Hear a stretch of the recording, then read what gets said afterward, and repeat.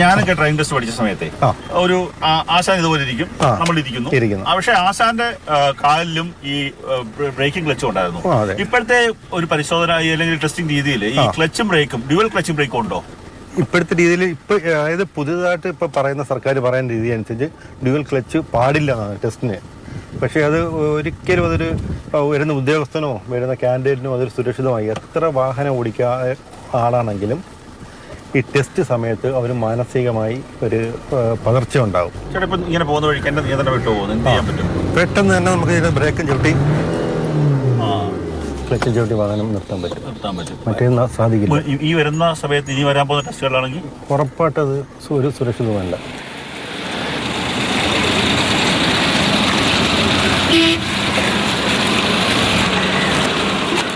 സംസ്ഥാനത്ത് 86 RT ഓഫീസുകളുണ്ട്.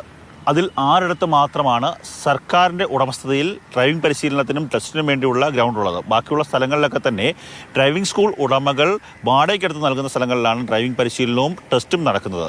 പുതിയ രീതിയിലുള്ള ഡ്രൈവിംഗ് ടെസ്റ്റ് ആരംഭിക്കുമ്പോൾ അതിനുവേണ്ടിയുള്ള ക്രമീകരണങ്ങൾ അല്ലെങ്കിൽ പ്രത്യേക ഗ്രൗണ്ട് അടക്കമുള്ള സംവിധാനങ്ങൾ ഗതാഗത വകുപ്പ് ഏർപ്പെടുത്തേണ്ടതുണ്ട്. അതിനുവേണ്ടിയുള്ള സജ്ജീകരണങ്ങളൊന്നും തന്നെ മോട്ടോർ വാഹന വകുപ്പിൻ്റെ ഭാഗത്തു നിന്ന് ഉണ്ടായിട്ടില്ല എന്നുള്ളതാണ് ഏറ്റവും എടുത്തു പറയേണ്ട കാര്യം.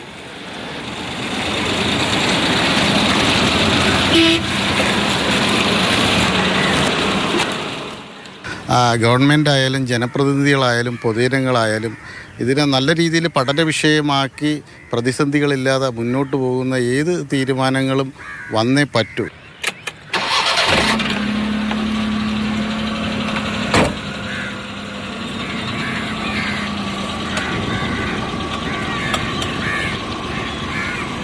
മൂന്നര കോടി ജനങ്ങളുള്ള ഈ കേരളത്തിൽ ഏതാണ്ട് 1,60,00,000 വാഹനങ്ങളുണ്ട്.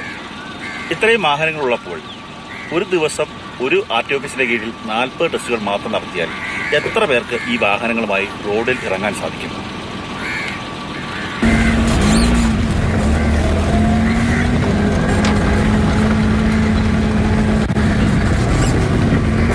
ഇവിടെ കൊല്ലം സംബന്ധിച്ച് നോക്കുകയെന്നുണ്ടെങ്കിൽ ഇവിടെ ഈ ആകപ്പാടുള്ള ആസാം മൈതാനമാണ്.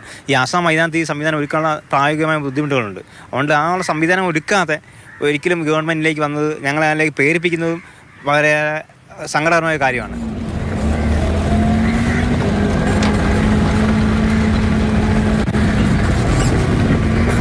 എണ്ണം കുറച്ചത് ബുദ്ധിമുട്ടാണ്. ഇപ്പോൾ ടെസ്റ്റുകൾ സ്ലോട്ടൊന്നും ഇപ്പോൾ ഇല്ല. പിന്നെ ഈ പറഞ്ഞ കണക്ക് 40 പേരെന്നൊക്കെ പറഞ്ഞാൽ എത്ര സ്കൂൾ ഇവിടെ ഉണ്ടെന്നുള്ള അറിയാം. അപ്പോൾ എത്ര ടെസ്റ്റ് ഒരു ദിവസം നടന്നു പോകും, ബുദ്ധിമുട്ടായിട്ട് വരിക. ഡ്രൈവിംഗ് സ്കൂൾ ഉടമകൾ ഉന്നയിക്കുന്ന ഈ ആവശ്യങ്ങൾ കൂടി ഗതാഗത വകുപ്പ് പരിഗണിക്കണം. അങ്ങനെയെങ്കിലേ സുഖകരമായ രീതിയിലുള്ള ഡ്രൈവിംഗ് ടെസ്റ്റ് നടപ്പാകൂ.